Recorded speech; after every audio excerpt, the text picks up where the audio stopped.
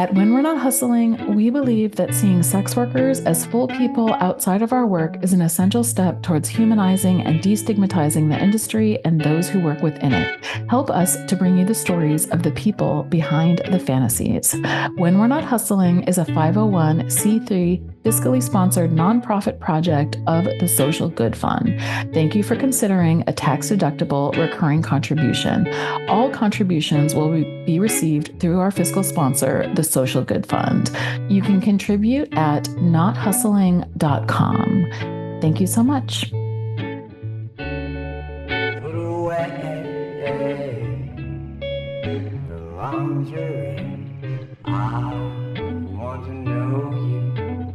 Tell me more. I don't care about the news. I'd rather hear about you and see the world from your point of view. The coffee's already made, so I probably should just pull up a chair and tell me more. Welcome to When We're Not Hustling, a podcast where sex workers talk about everything but. I'm your host, Jessie Sage. When We're Not Hustling is a weekly podcast that explores the lives and identities of sex workers outside of our work personas, our personal philosophies, ambitions, families, relationships, passions, spirituality, and so much more. We talk about our lives beyond the job, asking, what does the flexibility of sex work allow us to do, and who does it allow us to be? On this show, we learn who sex workers are outside of the work we're known for. When We're Not Hustling is an exploration of the people behind the fantasies. When We're Not Hustling is powered by Black Venom Digital. Black Venom Digital is a collaboration between myself and industry veteran Mr. Black Venom. Black Venom Digital aims to provide adult professionals and entrepreneurs with professional-grade web design, graphic design, and branding services that will inspire growth and success. At Black Venom Digital, we empower companions, creators, and entertainers with professional web design and branding. If you're looking for a new website or any other branding services and you work in the adult industry, please find out more at blackvenomdigital.com. Hello, and welcome back to another episode of When We're Not Hustling. It is October now, which is my favorite month of the year. And in October, we have a really great lineup of guests as usual. I will tell you a little bit about them now. So we have 4 episodes this month. The first one, the episode for today, is going to be an interview with Galen Grace. I have to say that when I started this podcast, what I was hoping to have are the kind of conversations that I had with Galen Grace.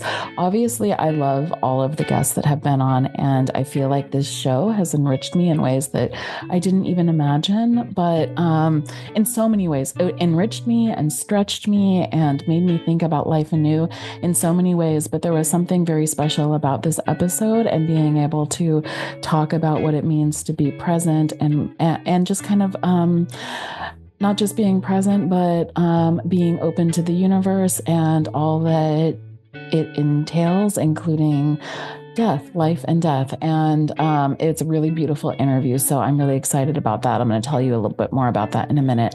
Next week, we have Caitlin Bailey on. Caitlin Bailey is a sex worker rights advocate and also a comedian who has been touring the world with a one-woman show. And that's amazing. We're going to talk a little bit about that. But the interview is actually about why, in relationship to touring the world, she's been boxing in all the cities that she's been doing her one-woman stand-up show in. So that's amazing. And then we have an episode with Jem DeMilo, who is a North Carolina-based companion, and she is going to be talking about relationships, and she's going to be talking about choosing to be single choosing to be a single woman in the world and what kind of love that has brought into her life. And I think that that's a really beautiful testament to the ways that we can the different ways that we can live in the world. So that's also a lovely episode.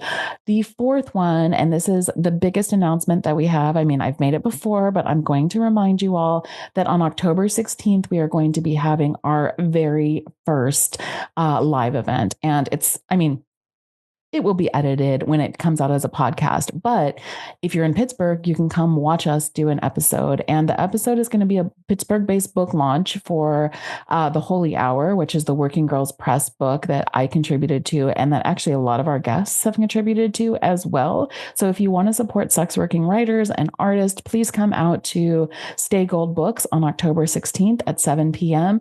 In the show notes, there will be a place where you can RSVP to the event. And Swap Pittsburgh is going to be there with us. It is going to be a great time. And so that event is going to be on October 16th, but the show will come out the last Monday. The recording of that will come out the last week of this month. So I'm really, really looking forward to all of these episodes. I think that's probably all I will do in terms of announcements this week. I'll give you a brief reminder that you can go to nothustling.com for updates on the podcast, all of the episodes, all of the after parties. And also, if you want to leave us a tax-deductible donation, you can do that at the donation page on nothustling.com as well. And also, we have partnered with Black Venom Digital at blackvenomdigital.com, and you can go there to look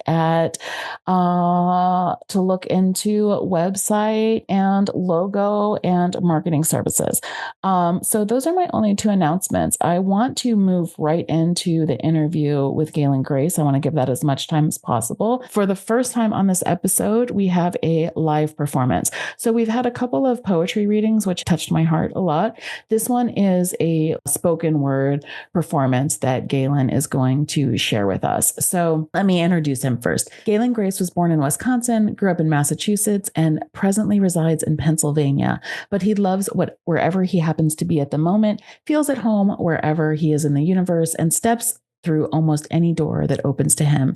He worked as an academic in professional theater, published a pair of award-winning novels, and performs Sacred Healing Touch since 2014. You can find him on Twitter at the Galen Grace. The piece he's going to read for us is a work of creative nonfiction intended for live storytelling, structured around a new tattoo that he got. It recounts 2 trips he took into the desert Southwest, trips in all the senses of the word, as part of a quest to heal his grief from a series of personal losses and get his spiritual groove back. The results changed his life in ways he never imagined, bringing him face to face with his own mortality. So please buckle in. He is going to share that story with us, and then we're going to have a discussion about it. So thank you so much for joining us.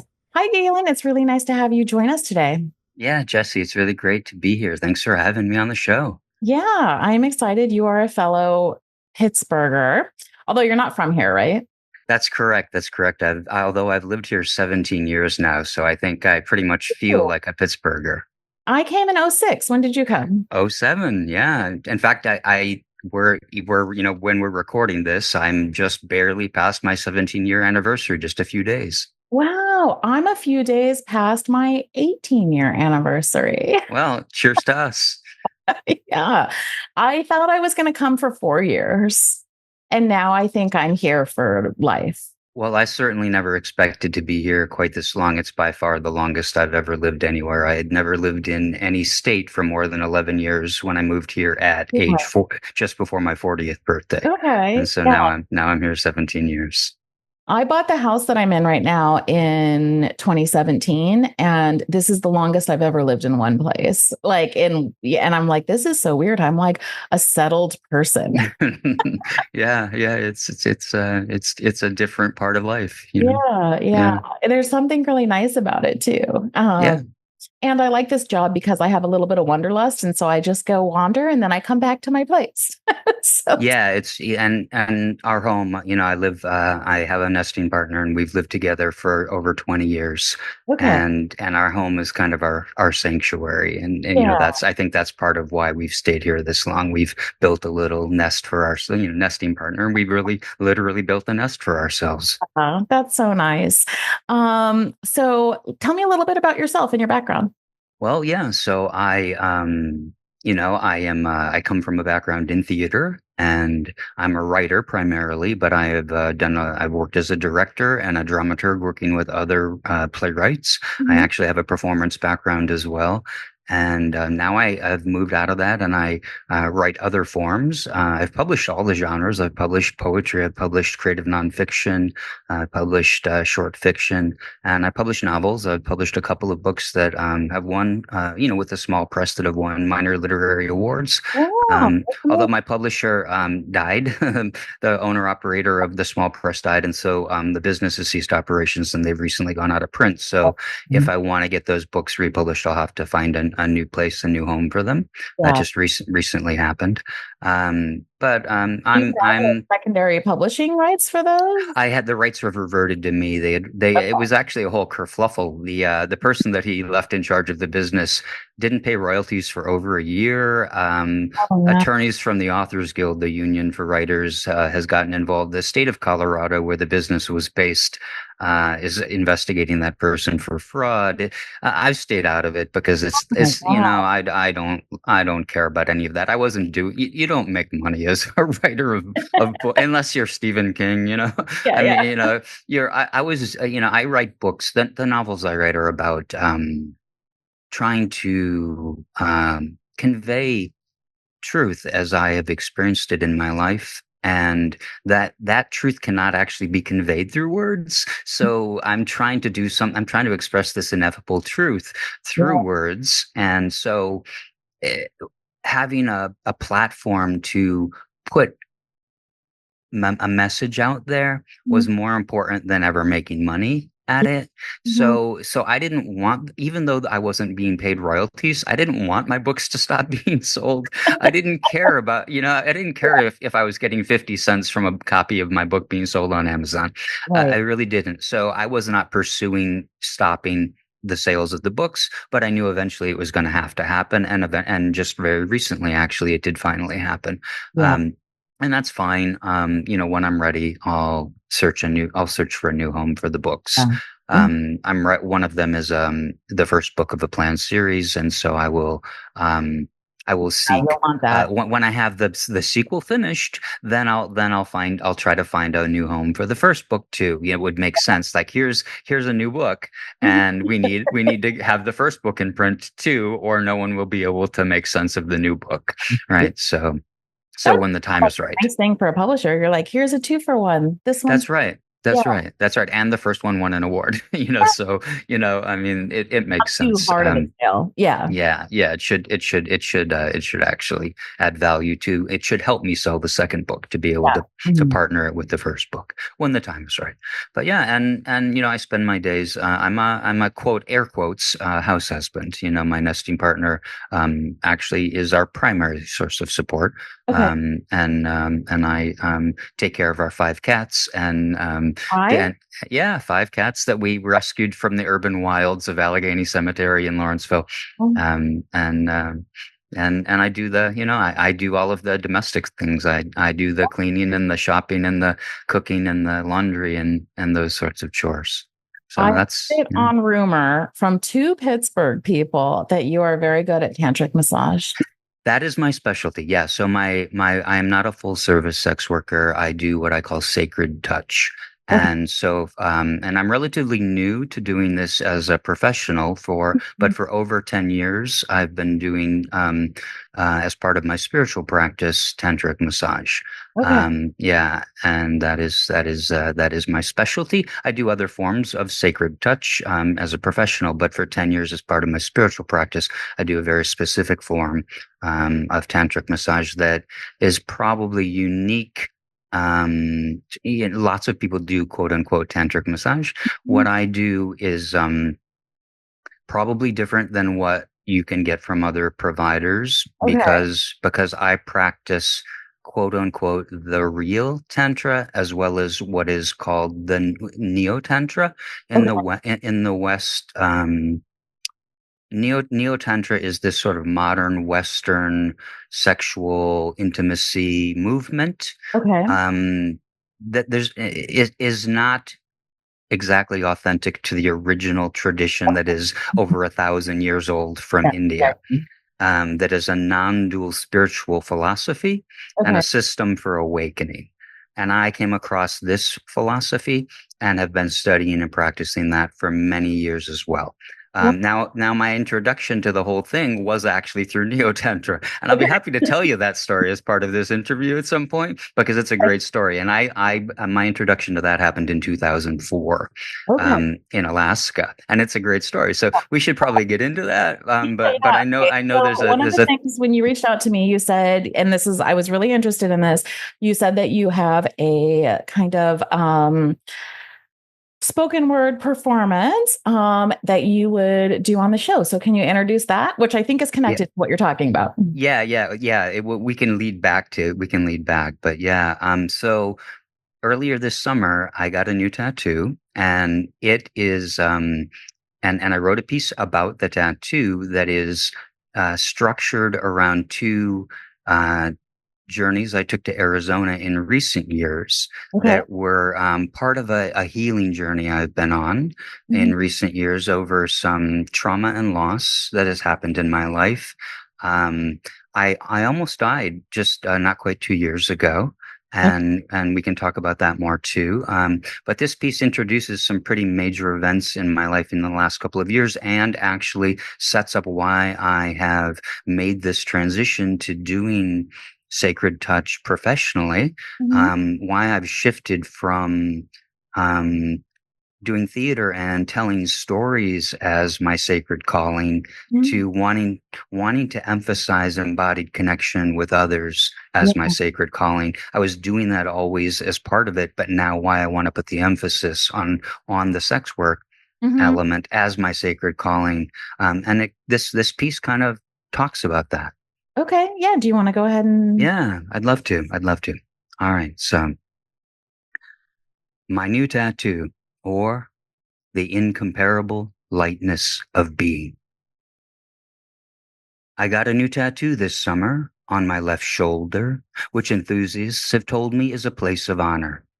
When I got my other tats, 4 Viking runes on my right shoulder, an Om on the back of my neck, the symbol for Svadhisthana, the name of the second chakra, at its site on my sacrum, an infinity sign on my left forearm and a quill pen on my right one, and the peace symbol and a heart on the backs of my hands. I didn't realize I was reserving such a revered spot. But once I decided what to put there, it seemed fitting. I provided an image to the tattoo artist as an inspiration. It's a photo I took in the congregation house at the Church of the Peyote Way on the lands of the Chiricahua Apache in Arizona in September 2022, while I fasted for 24 hours in preparation for a spirit walk on the equinox, during which I would consume a heroic dose of the plant medicine. The congregation house was filled with similar works of art.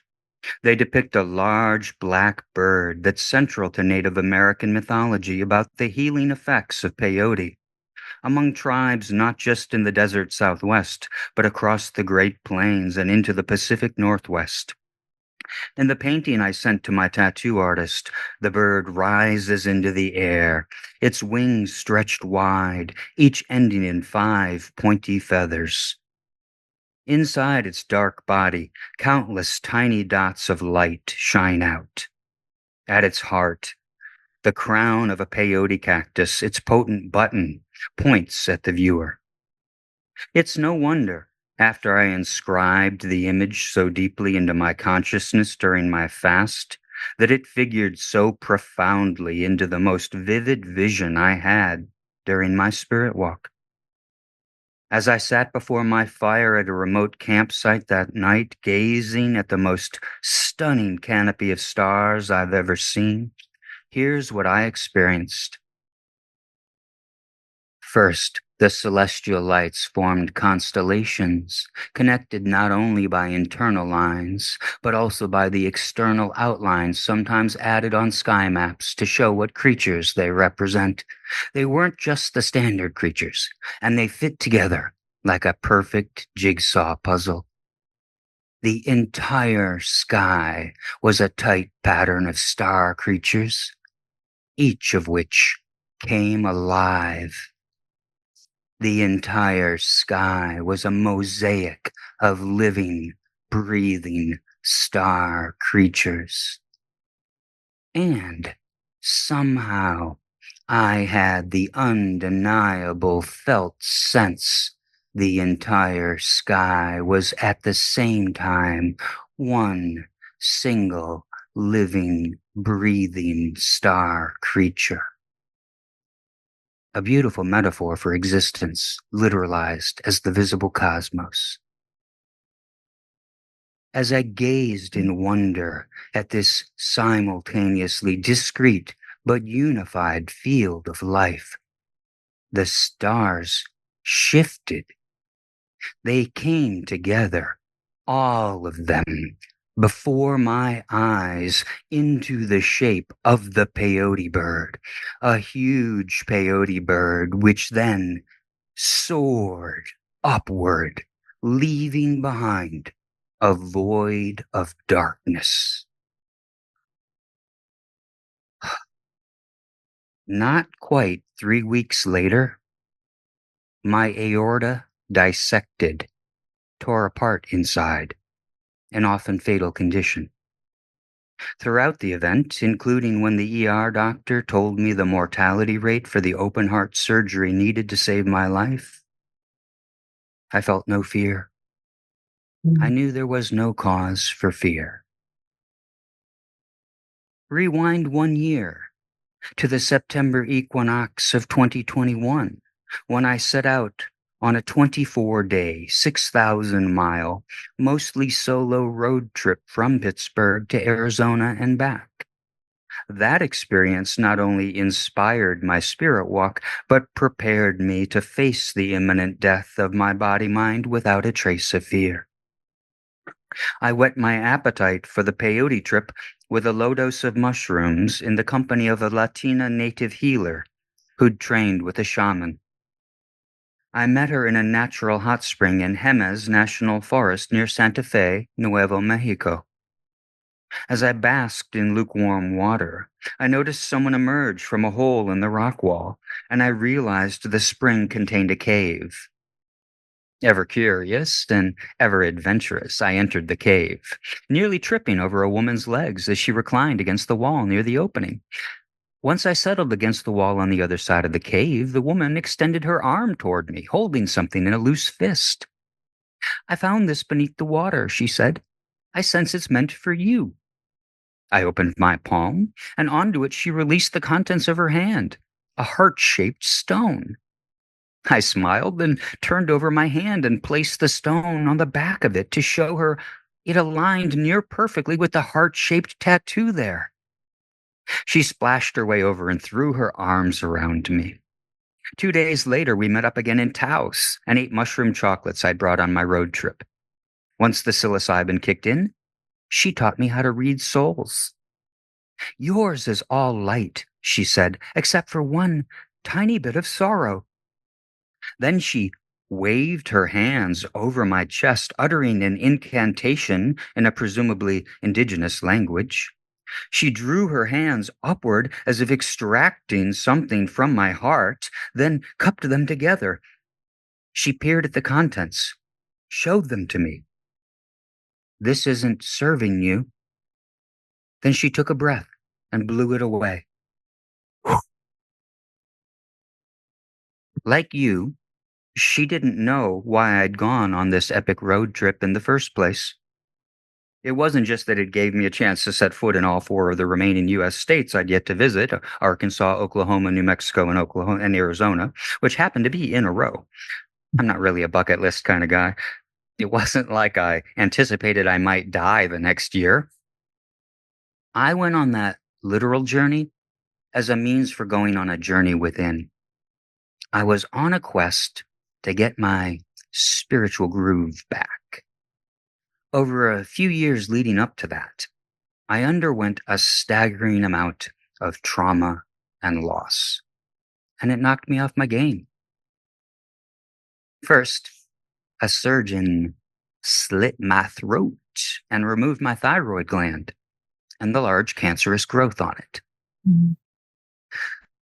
Soon after that, it became clear my mother's recent memory loss and balance issues went beyond normal age-related decline. Her Alzheimer's disease progressed rapidly from there, culminating in her death, with me at her bedside in June 2020. I buried her body in a Florida nature preserve and grieved during the enforced isolation of the COVID pandemic lockdown. At the time of her death, I wore a heavy brace on my knee. A few weeks later, surgery to clean up my shredded meniscus removed most of the cartilage from that knee and ended my long-distance running, taking away an activity that had brought me tremendous joy and stress relief for over a decade. In the wake of all this loss and more, I spiraled into severe depression, but couldn't find an available therapist in the midst of a nationwide mental health crisis. Mhm. I managed to stay afloat with the help of my meditation practice and microdoses of DMT. In the spring of 2021, I finally emerged from the darkness. While on a triple microdose of DMT, more of a mini dose, I suppose, inspired by the spiritual teacher Adyashanti, whose name means primordial peace, I recommitted to the liberating process of shedding all my ideas and images of myself. I intended the epic solo cross-country road trip that fall to be the core of that process, bringing me back into a state of stable equanimity. The day after my mushroom soul healing ceremony in Taos, as I drove out of the mountains toward the desert flats and my next destination of Oklahoma City, a song in my music rotation by mantra chanter Krishna Das came on. On this trip, that song had unfailingly made me sob as waves of lingering grief arose. And sure enough, at a key point in the song, I felt emotion surge up from my gut into and through my heart. This time, instead of mournful tears, I erupted in laughter. Unbridled, joyous laughter. She really had removed the last bit of sorrow. I felt a lightness of being I hadn't experienced in years. Several days later, as I sat on my meditation cushion, preparing for the final leg of my journey, the short drive from Cincinnati to Pittsburgh, I reflected on the openness, the spaciousness of being in which I'd abided for much of my trip. I felt free in a way I wondered if I'd be able to sustain in my ordinary routine at home. Then I realized all I could do was continue to allow myself to flow with whatever experience unfolded. I practiced this flow state while driving that afternoon, perceiving other cars and drivers not as truly separate from me, but rather as discrete energetic forms within a single unified field. Much like the vision of the constellations I would have a year later. As I practiced this, I experienced a shift in my consciousness, in the ground of my awareness. It was subtle but profound. Nothing was actually different, but everything had changed. The experience was non-conceptual, visceral, immediate, beyond words, and therefore can't be described in an accurate manner. The best I can do is point toward it. Imagine seeing the world in 3D plus. Imagine time and space no longer exist in your mode of perception, so there's no distance between you and other objects. Imagine everything you perceive possesses the quality of I-ness or me-ness that you typically associate with your physical body and sense of inner self, but not in an egoic way. There's no trace of ego. You know, in a way beyond thought or feeling, that you, at your most essential nature, what you truly are, is everything and everyone. You feel radically intimate with life in all its forms. You know, in the same way, there is no reason to fear the death of your physical body. There's no reason to fear anything.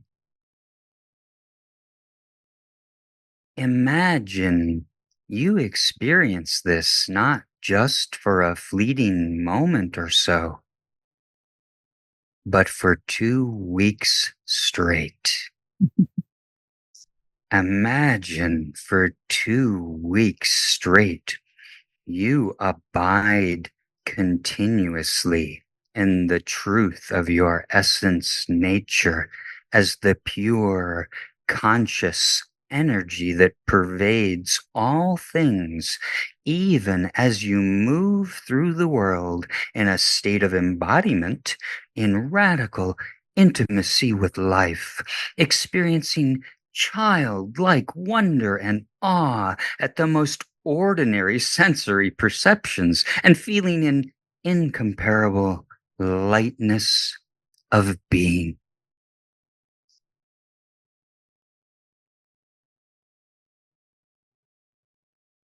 Since my aorta dissected, I've faced a series of related health challenges. Living in this body often has not been easy. And yet, despite residual fragility in my arteries and damaged blood vessels in my brain, my condition is generally stable, and my body is in many ways physically stronger than it was before that event. I am at this time imperfect in my ability to abide in my essence nature, to remain for extended periods in radical intimacy with life. When I'm there, it's oh so sweet. When I'm not, it's not as sweet. Native traditions view the peyote bird as a symbol for life, renewal, strength, and wisdom. Sometimes called the sacred clown, it's also a reminder not to take ourselves too seriously. Indigenous cultures often incorporate the symbol into ceremonial healing practices. The peyote bird the tattoo artist put on that honored spot on my left shoulder is made entirely of little dots set against a field of stars, with elements below to suggest it's on the rise, befitting the vision I had the night of my spirit walk. My wish is we all might feel such an incomparable lightness of being we can't help but like the bird in my vision, leave behind the void of darkness and soar upward into the infinite sky. That was so lovely. There was like so many things that came up for me as I was listening to you read that. And one of them you kind of tied in at the end. So, I don't know if you're familiar with the Buddhist writer Jack Kornfield. Sure. Yeah. Actually, I've met him. Yeah. Oh, have you? I have too, actually, because I used Yeah. to work in a bookstore in the Bay Area where Hmm. I worked in Marin. And I used to live there. And he wrote a book around the time that I was living there in the early 2000s called After the Ecstasy, The Laundry. And and that title, like I've read the book, but it was probably 25 years ago that I read it. But I think about that a lot because I think about this idea of like what happens. I mean, I think about the title, this idea of like what happens after you have these sort of like ecstatic experiences and then have to enter back into the world. And I was thinking about that as you were talking about this experience of your body being connected to everything and then being reminded that you're in a particular body with particular problems. Yeah. um and how to navigate that, and I thought that you did that very beautifully. When We're Not Hustling is brought to you by Assembly 4. Assembly 4 is a collective of sex workers and technologists working to bring the overall cost of sex work down through their advertising platform, Tryst.link. They also educate clients through the Good Client Guide and provide resources and articles written by and for sex workers. Assembly 4 caters to all genders and demographics and raises funds to fight for sex worker rights and against exploitation in the sex industry. Learn more at assembly4.com. ASSEMBLYFOUR.com. Thank you for listening to When We're Not Hustling. Please remember to subscribe, rate, and review us wherever you listen to your podcasts.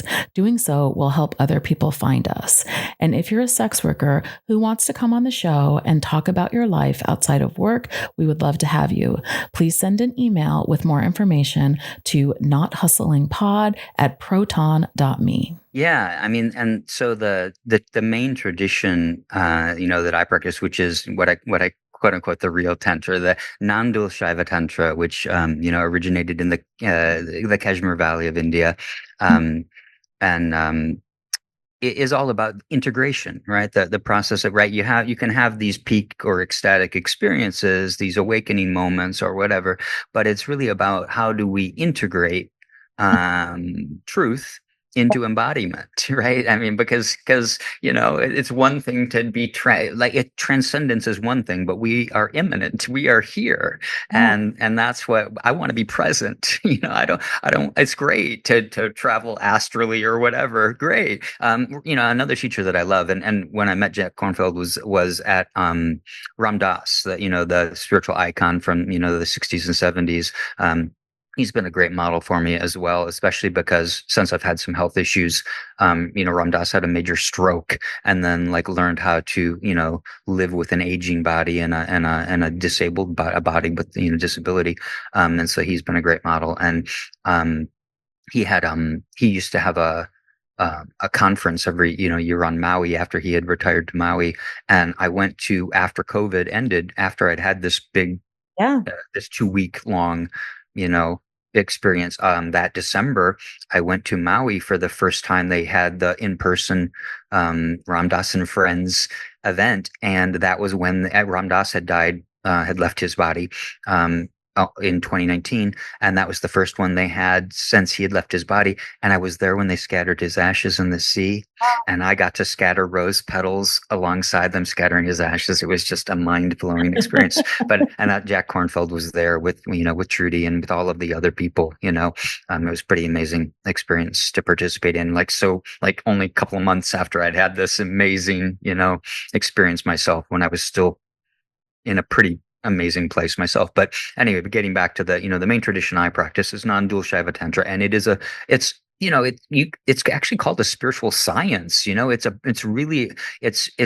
rigorous techniques for, practices for how we build these, for some people pretty far out there, beliefs, into practices that really do integrate this mystical Right. stuff into an everyday. It was not for people who wanted to go live in a cave. It was for people who were married and lived lives in a culture, and the teacher that I follow, Christopher Wallace, Harish is his spirit name, is American born, but is like a Sanskrit scholar. He's a PhD, and he is all about like, how do Westerners, he has studied that original culture, but now he's like trying to bring it to like, how can Westerners in the culture they have grown up in take these practices and integrate it into the lifestyle that they are living, and still like find a way to embody and integrate these practices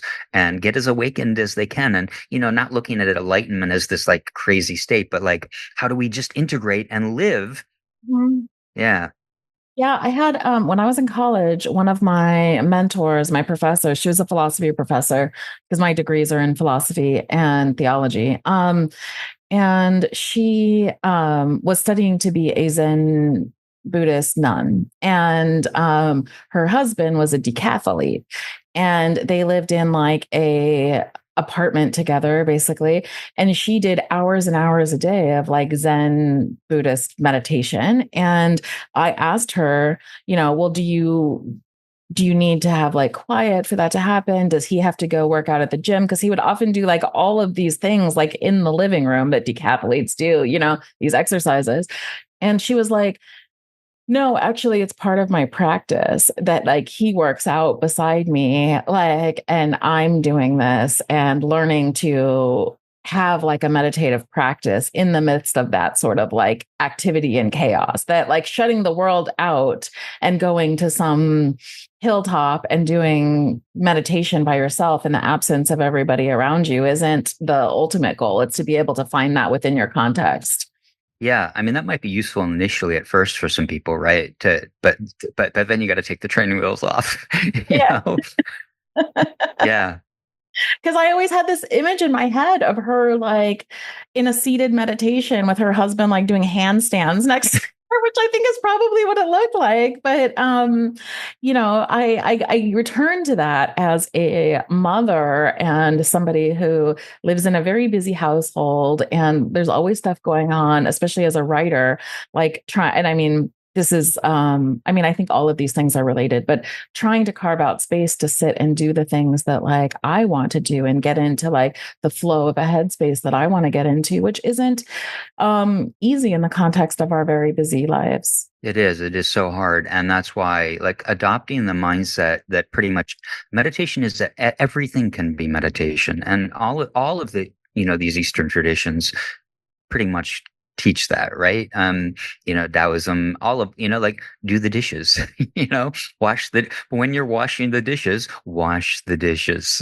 Yeah, You can silence your mind and just be present doing that task. right. If you can, but I just know, like, you don't have to be thinking about what's ahead tomorrow.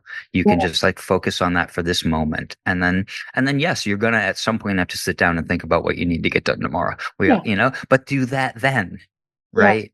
Just try to like, we are taught, oh, we have to multitask and do all, and be always doing so many different things at once, and you will find so much more peace if you can really just like be in the moment that you're in that moment, give everything its time, yeah. and I just think people will be happier if they can like figure out a way to do that. And I know not everybody can, some people really do have to be focused on 10 things at once, and that's just the way their lives are. I think about that within the context of feminism. Like I've often thought about this, like what we were kind of um I'm in my late 40s. What I was like brought up to believe is like we women can have it all. And my great like disappointment when I started my life was like, no, I can't. Like I can't like juggle all of this. I mean, I try my darndest, but it's actually very hard.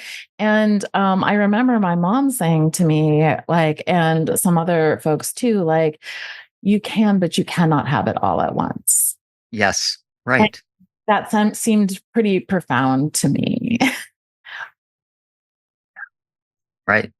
that there's a time and a place for things, and you can't expect everything to happen at once. And, That's right. yeah. Yeah. Which is actually one of the things that I really liked about your piece, because you weren't having all of those experiences at once either. You were moving back and forth between them. You go from your imminent health crises to these experiences that you've had, and like kind of weave them together. Mm-hmm. Yeah. Yeah. Integration. Yeah. Yeah, I've been having the other thing that it made me think of, and not to make this about me, but um but I haven't been doing the sort of like spiritual practice that you have, but I've been, for this year, for the first time, I started ketamine therapy. And Mm. I've had and part of ketamine therapy, like as a program, is integration, is like not just having the experience when you're on ketamine, but then like journaling and thinking about that later and trying to integrate that back into your life. And that's been a very, very profound experience for me. That's very much changed my perspective on things in ways that I like didn't anticipate or expect. So I can, I'm appreciating what you wrote from like that perspective of having those experiences as well. Yeah, I mean, I'm a big proponent of various drug as therapy things. I mean, obviously, I've self prescribed DMT for depression, Oh, which occurs naturally in the brain. And I was actually using completely legal forms. DMT is the active component in ayahuasca. It comes from the chacruna plant, and which is not regulated in the U.S. And there's actually a Pittsburgh plant medicine expert who's been to the Amazon and worked with shaman there, who makes chocolates and markets them commercially. And she's a friend of mine, and so she had provided those.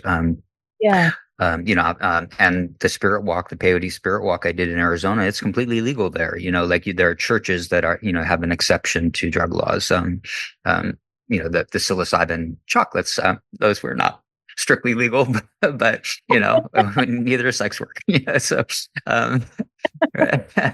Not and particularly concerned about the legality. no, but I mean, That is interesting though, actually. no, but for people who are concerned about um things, what things, anyway, those Yeah. issues aside, but these things, there are many things that are beneficial to people that obviously ethics and legality do not go hand in hand in our culture. Alcohol in my life, and my second novel, which is a fictionalized memoir, is all about like how damaging alcohol has been in my life. Whereas a lot of things like marijuana and psychedelics have not been, have been very beneficial to me, and probably my spiritual awakenings were not possible had I not done, just like Ram Dass's journey, had not done some psychedelics first to kind of open me up to possibilities. Yeah. Yeah. My best friend got RA, rheumatoid arthritis, right before the pandemic, and then was dealing with this oncoming disability during the pandemic in a way that you were dealing with like illness or your mother's death during the pandemic. And it really was very very difficult for her. And she started doing ketamine as well, with the intention of integrating this new reality of her body into her life and how to experience joy like in her body that she has now. And I was also thinking about that, because what she's been trying to open up her mind to in her practice, which I think, even if we're not like thinking about it this way, is like a spiritual journey, or at least a therapeutic journey, to think about what you're to open yourself up to what joy can look like, or what well-being can look like in a disabled body, like you were talking about with Ram Dass. Yeah. Yeah. I mean, and he's a great resource for that. His after he died, he posthumously published his memoir with the co-writer Rameshwar Das, who was co-working on it with him, called Being Ram Dass. That is a book that I would refer people to if they want. And he wrote a book earlier just on conscious aging. What's that one called? I'm still here, I think, because be here now is his, famous mantra. And then I'm still here, maybe is the one on sort of conscious aging that he wrote initially, like right before he had the stroke, and then kind of had to revise and had kind of a follow-up chapter after having the stroke. Um, yeah. And just, he's a great model for how do you adjust to these things. Yeah. Still here. Still, Still, yeah, still here. Yeah. Yeah. Still here. yeah, I think, through like, a lot of disability rights activists and people who are working within that like framework will say that, we should like reframe the idea of like disabled folks and people who aren't disabled as the people who are not disabled yet. Absolutely. Yeah. Because aging itself is a disabling factor, but also like we never know what is going to happen to us. So I think that, that's what you're talking about is relevant to everybody, regardless of the state that they're currently in. That's a great point. And when I was working on my PhD, which is in theater, and we did at the time it was called identity politics, a term that I think has gone out of vogue, but when I was studying like representations of identity and race, gender, sexuality, all of these things, and disability and aging were kind of being grouped together. And this was the late 90s, right? So the conversation has moved radically from the kinds of things that were being talked about then, but aging and disability were being talked about as like the unifying one, right? The one that everybody should be able to relate to, because whether you have what is quote unquote perceived as a disability, you will age and you will, things, if it, either you will die or you will age, and things are, this is one that we should all be able to kind of like rally around together. And this was, this is 30 years ago almost, that people were already kind of like saying, this is the thing, that the identity category that people ought to be able to sort of see as a universalizing one in some way. People who haven't experienced that yet, though, it is very abstract to them. Yeah. Yeah. Just like young people think they're immortal, and which I did too at 25, right? Yeah, I was indestructible. Yeah, and I think now I know I'm indestructible in a different way, right? Yeah. I think that you like have to have certain types of experiences in order to really like feel that. And I know for me, when my partner had cancer and I watched their very able body become so weak because of like cancer treatment and chemotherapy, to the point that like I remember going to bed at night, and they're 6 years younger than me too. So like they were like watching somebody even younger than me go from being completely able-bodied to me having to pick up their legs to put them in bed because they weren't strong enough to pick them up themselves. Or going to the mall just to have like a walk and them not being able to make it from like bench to bench because it was just too far to walk. And realizing that we couldn't do that, very basic things. I think that I know that experience changed both of us, because it's just so, because you can lose things so quickly, and thankfully, like, they've like we're 5 years post that they've rebuilt a lot of their strength, but they'll say, that they're not the same as they were before that happened. Sure. Yeah. No. And I mean, I honestly don't know how I am doing as well as I'm doing. I mean, your aorta dissecting is a pretty big fucking deal. I guess, I mean, most people die, and I'm sitting here not only not dead, but stronger. I'm literally stronger than I was before, and I took good care of my body, and my mind and spirit were obviously in good shape. And I was literally in a place where I wasn't afraid to die, and I was super calm. I went to the ER, and like I calmed the ER doctors down with my presence. I was the calming force in the room. The person who took me I was actually doing a tantric massage when my aorta dissected. Wow. and I finished the massage. Like I was in the worst pain of my life, but my meditation practice like allows me to breathe through that sort of thing. And like I wasn't sure if it was just energy being released by the person. Like there's a whole story about that too. It's a pretty great story because this was someone who wanted to open their heart. And the first time I touched her heart chakra, I felt sensation in my chest. Wow. And so I'm like, is this an energetic release? Yeah. And, and as that sensation, and I try not to label sensation, I try not to judge things in my body, so by the time it got to where I couldn't not label it as pain and Yeah. to where I was like dripping sweat and like having like, like by the time it got that far and where I had to be like, okay, there's something Mhm. really, really something happening here. And I didn't want to alarm her at this point because I don't know what's going on. And she's in a meditative trance, basically, so like in my best, okay, I'm going to take a pause. Continue to visualize light flowing through your central channel.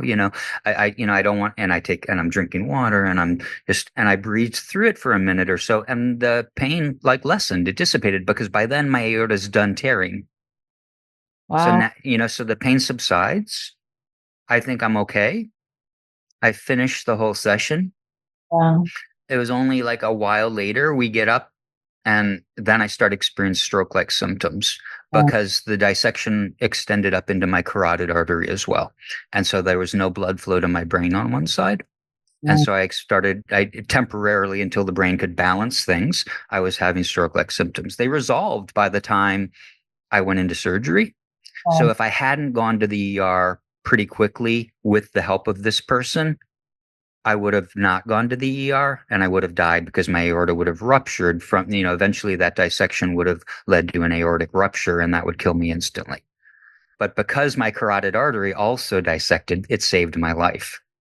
That Like, synchronicity is so wild, though, that you're yeah, also there trying to help her like open her heart while. yeah, I know, and it did, and by finishing the massage, like she had an amazing experience. Like she's a poet, and she wrote poems that day. Like when I touched her foot, she talked to God. You know, what I mean, like she had an amazing experience, as people often do with this practice. But and now she's like deeply like I had only met her, recently before that, as is often the case with these massages, and now she's like one of the closest people in my life, from the bonding of this shared experience.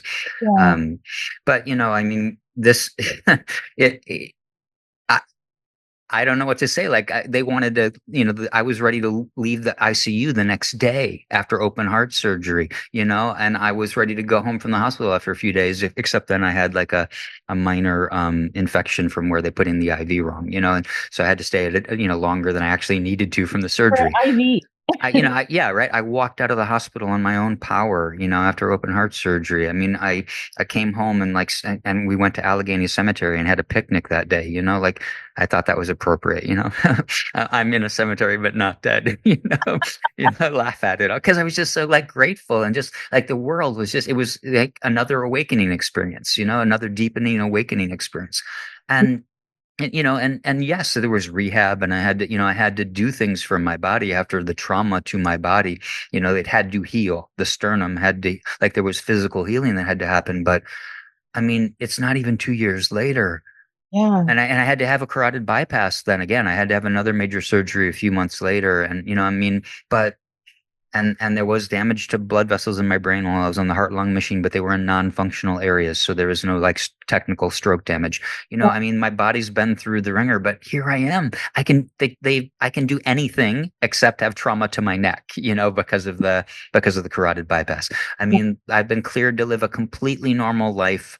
I Mhm. have to monitor, to make sure the tearing in my arteries, they have to get scanned. I'm on like a bazillion pills, all of that for the rest of my life. But I Yeah. can do whatever I want, essentially. And it's amazing. It's literally amazing that my body could and my mind and spirit could recover the way they have. Yeah. And I credit, my spiritual practice. I credit the care that I've taken of my body, which I would not have done had I not had the awakening experience 20 years ago and then developed the practice that I've developed, over the course of time as a result of that. So that takes us back really to that 2004 awakening experience, which Mhm. was that was Grace. That's that neo-tantric experience in Alaska that just came to my life and radically changed my life. Is that why you gave yourself the last name Grace? That is, yeah, that is where that came when I was thinking of what should that my name for this professional Right. endeavor be. Yeah. And Galen was a Greek healer, physician and philosopher. Yeah. So that seemed like I liked that combination, and it rolled off the tongue nicely, and it's vaguely androgynous as well. And I work with all genders and sexualities, and yeah, so it just I liked the name, the combination. But yeah, Grace has has been good to me. Yeah. And That's a good note too. yeah. And I love your story. Thank you so much for sharing it with us. Yeah. We like to end every episode with 3 questions. So Yeah. what are you reading right now? So I'm reading a couple of different books. One, I'm reading a book called Awe, which is by a psychologist who studies the science of emotions, named Dr. Keltner. And so this is the science of wonder. And it's terrific. I'm not very far into it, but I've read it a little bit. And he studies he's actually doing brain scans on what people experience with awe, but he's also getting anecdotal studies of awe, people reporting awe. It's really, really wonderful. Interviewed on Being. Do you ever listen to that show? Uh-huh. Okay, I love Krista Tippett. I'm like biggest fangirl of her. But yeah, I think he might have been on that. Does he have like a brother who died or something? Yes, that's what inspired. Yes, that's exactly it. He had an awe experience at the death of his brother, and having sat at my mother's bedside when she died, I totally could relate to his anecdote about his brother's death. Yeah, I heard him speak on her show, and I thought it was really interesting. So I'm glad you brought that book up. What else? So my nesting partner, and I were, ethically non-monogamous, but we are reading a book together called Secure Love, which is about attachment theory. Yeah, and even though we've been together for 20 something years, we're finding that learning about just in recent years, like we've been discovering some ways to deepen our understanding of the way we relate, and we between some of the things, just the life experiences we've had together and individually, and we're facing, like, together and separately, we're facing like a lot of challenges recently. And in fact, I really related to what you and PJ talked about. I think I messaged you about that when I listened to your episode with PJ, where like when you're both going through hard things, like how you show up for each other when you're both going through hard things. And that's something that we've really faced over the last couple of years as well. And so understanding our styles of attachment is something that's been really helpful. And so this book, Secure Love, I don't remember the author's name, but she's a therapist, and so it's and she's went through this training. Secure issue. Yeah, but it's the same kind of idea. Yeah, but this book is called Secure Love. Yeah. Yeah. Yeah. And so those are the 2 things that I'm actively reading. But I mean, I have like a zillion books on my TBR pile, but mostly nonfiction right now. When I'm ready to actively write fiction again, I will like immerse myself in my TBR fiction pile. Yeah. What are you listening to? So I kind of listen to the same stuff over and over again. I mentioned Krishna Das in the piece I read. He's a mantra chanter, and I often chant on my cushion in the morning when I do my seated meditation. So I'll chant to a song by Krishna Das, or Jai Uttal is another chant artist.